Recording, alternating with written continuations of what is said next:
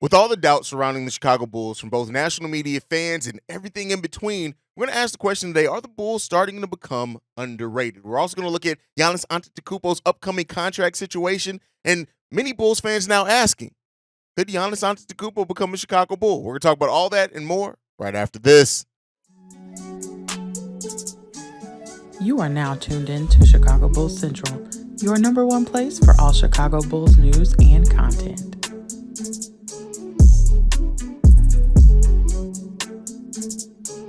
What's going on, Bulls fans? Welcome to another episode of Chicago Bulls Central, your number one spot for everything Chicago Bulls related. It's Friday. Hopefully everyone's having a good day heading into the weekend. But with that said, make sure you guys are also following the channel at Bulls Central Pod on every social media platform we happen to be on. With that being said, let's go ahead and get into the content for today. And so, we talked a little bit about it yesterday and ESPN's predictions for the Chicago Bulls at 37 wins and having them as the 11th seed in the Eastern Conference, which would mean that they would miss the play-in tournament next season. And then, we also talked about Vegas and their odds of having the Bulls at 36.5 wins. And, there's a lot of discontent, understandably, from fans as well with the Chicago Bulls. And I'm starting to think that the Bulls are starting to become underrated, are starting to fly a little bit under the radar. I think when it comes down to the Chicago Bulls, just simply put, right, they were a 40-win team last year, and they got better. And I know that they didn't get better in the way of going out and getting another big-name free agent or anything like that, like many of us Bulls fans would have hoped that AK and Eversley would have done this offseason, but they got better. And then on top of that, Zach LaVine is starting off the season healthy, right? And so I see you guys in the comments. I see, all the articles. I read everything out with the national media. And so the Bulls, I honestly do think they are starting to become an underrated team. Now, by that, I don't mean that they're all of a sudden going to become this finals contender or anything like that. We are still a far way off from that. But it's starting to get a little bit. And then, also when you look at like the tier list from The Athletic, which we talked about, and Zach LaVine being rated below somebody like Derek Fivehead White, like it's tons of while the Bulls team has questions, right? And I talk about it here. I drop episode every day. I talk about the Bulls and how many question marks we have on this team. One of the biggest question marks being Billy Bubblegum Donovan on top of that. But it's starting to get into the area where the Chicago Bulls are getting doubt in areas that I just feel like they shouldn't be, right? Yes, we have a lot of talented players on this team. We have good players on the Chicago Bulls team. When you look at Zach LaVine, DeMar DeRozan, Alex Caruso, we have good players. Kobe White, Nikola Vucevic. Yes, Nikola Vucevic is a good player. And it starts becoming about that because the Bulls have struggled in the last two seasons. At times, they struggled at the end of at the 2 seasons ago, and then they struggled all throughout the season, and we had to go on a 14-9 streak just to fight to make the play-in. And I understand that, right? But be clear here. This is a team that also had their star player, and they had Zach LaVine be hurt to start the season off. But after that, right, once he got fully healthy and started trusting that leg again, we are talking about a player that went out there and absolutely, he was the third highest scorer in the NBA after January 2nd, right? So basically, since the new year flipped, Zach LaVine was there. And while Zach LaVine is not a perfect player, I went on a rant about Zach LaVine yesterday. Can you stop dribbling the ball off your foot? Can you take defense a little bit more seriously and consistently take that into the ball, that side of the game consistently, right? Can you be the player now that we saw in flashes at the end of last season where you are trying to put the team on your back? He did in several games last season. He didn't have somebody else to hit shots with him when he scored 30 points and one of those huge scoring outputs, but just didn't have somebody to help support, right? And hopefully now with the additional shooting, the Chicago Bulls do that. And so, we talked about how with the additions of Torrey Craig and Javon Carter, if they give what their career averages are and the Bulls maintain what they are, the rest of the Bulls maintain what they did last season, we're talking about a team that could absolutely go from being the last team in the league in three-point shooting attempts into that team that is in the top 10 to 12 of three-point shooting attempts and go towards the top of three-point shooting efficiency as well with the three-point shooters. And that's not even taking into consideration a player like Kobe, who showed a lot of promise last season, and that scoring came on late in the season, if he can be refined for a full season. Does Patrick Williams actually take a leap, right? Or a step? I think it's unfair to put a leap on Patrick Williams considering what his role is going to be. But just those questions, having now hopefully Billy Donovan playing Andre Drummond, realizing that, hey, play your size a little bit more, young fella, even though I do expect to see Torrey Craig play some small ball center. It just is what it is there, right?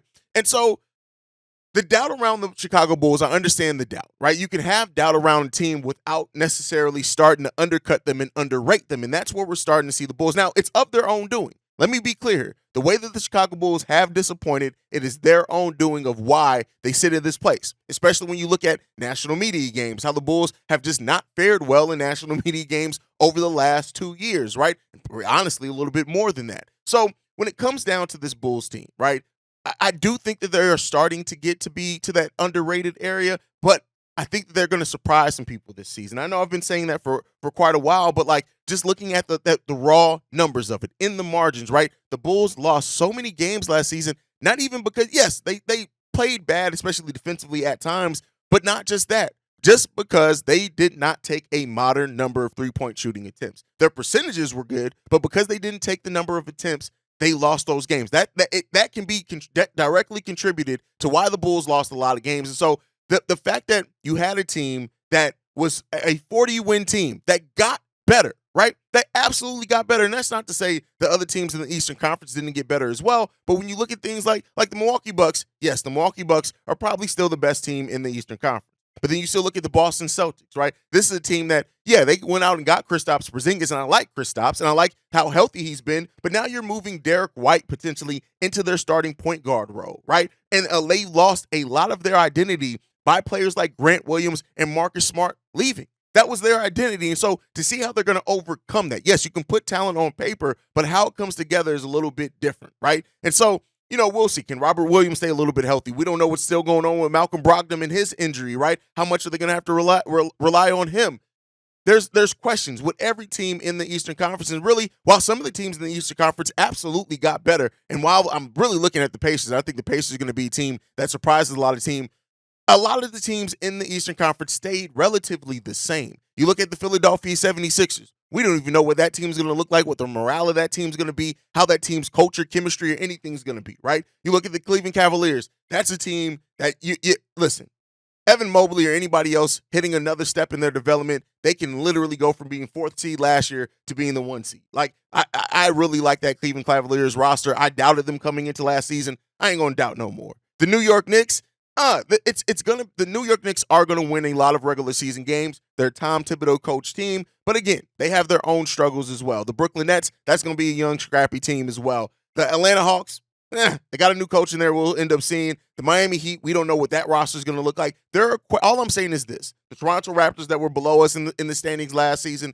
There are questions with every team in the Eastern Conference, and so I feel like the Bulls are one of the few teams. There are other teams, but one of the few teams that aren't getting the benefit of the doubt. And there's some reasons to that. And I think a big reason of that, and I'm not blaming everything on it, but is head coach Billy Donovan, right? If we had a coach that you could bet on getting the best and most out of players, hell, let's not even talk about getting the most out of players. Let's just talk about putting the players in the proper situations to fit their skill set. We don't even have a coach that does that. And I think a lot of the doubt comes to that. Billy Donovan isn't a bad coach, as I always say, and I'm always going to maintain that. But he may not, just because you're not a bad coach, doesn't mean you're the right fit for a team or a good coach for that specific version of the team. But he's going to be here. But I do think a lot of the doubt becomes Billy Donovan, Zach LaVine, as a player that's just, consistently given that effort to really put a team on his back, has failed at times. DeMar DeRozan, there's his own doubts around DeMar. Even though he's had a great career, there's doubts around DeMar when it comes to certain things and aspects of his game as well, right? Vooch, same thing. We have questions all up and down the roster. And hopefully this team starts showing and proving what they can be so they can start proving those doubters wrong. But I do think that if this, for the fans, for the national media, for the people that really do think that this Bulls team is going to struggle to make the play-in, I think you got another thing coming this season. But you guys can let me know what you think down below. But all right, before we go, I also want to talk about this Giannis Antetokounmpo situation. So we had a quote come out from Giannis yesterday. I'm going to go ahead and read it now. It says this: "The real question is not going to be this year.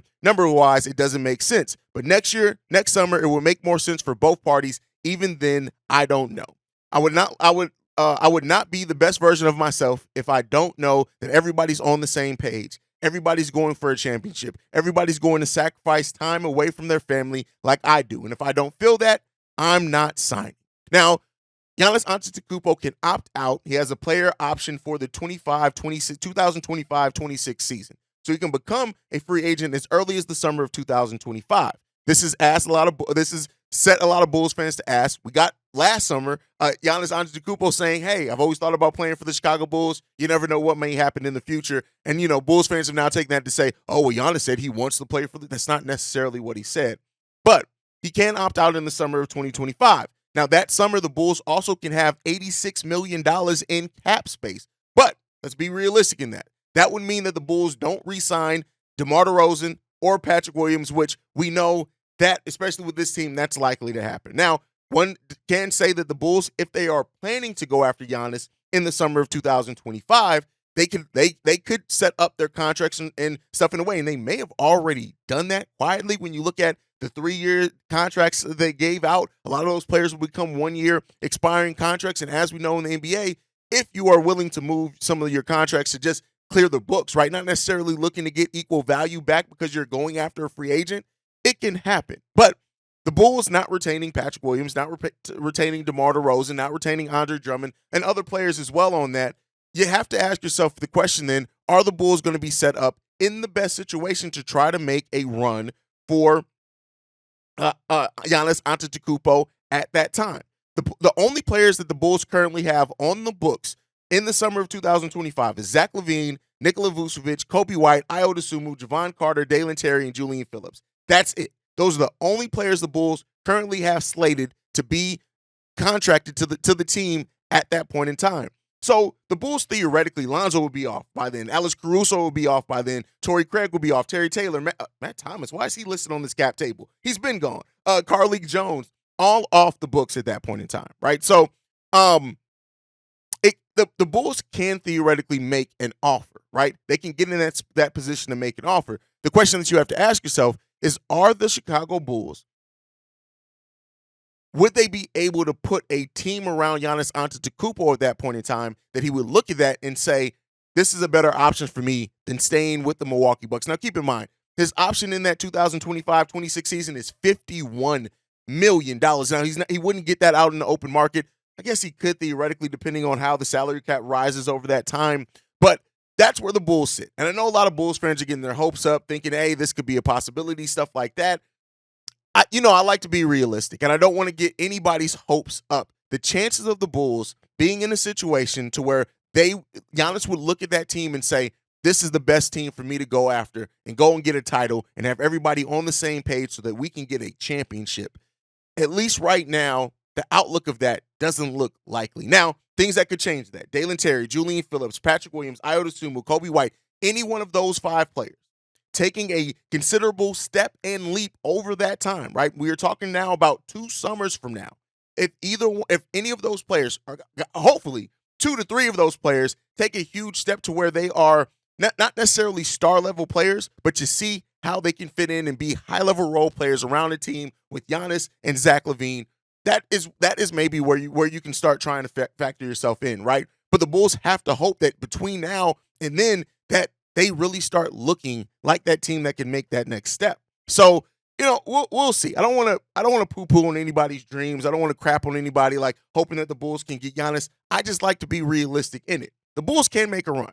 Let me be clear. They can clear cap space to technically be able to afford Giannis Antetokounmpo. The biggest question is, will the Bulls offer at that point in time the best situation? We already are getting doubt now, right? You're talking about a lot of those players, and, a lot of things can change in that time as well. What do the Bulls do with their upcoming draft pick this year because we own our own draft pick outright? What do they do with their draft picks between now and then, right? That's the type of questions that you want to ask. You want to ask yourself as a Chicago Bulls fan if you're talking about Giannis becoming a member of this team. Now, I mean, yes, Giannis signing with the Chicago Bulls instantly changes. And then at that point, do some people want to come in and sign with the Bulls for less to be able to go on a championship run? That's an absolute possibility. That's always a possibility when a star player moves to another team.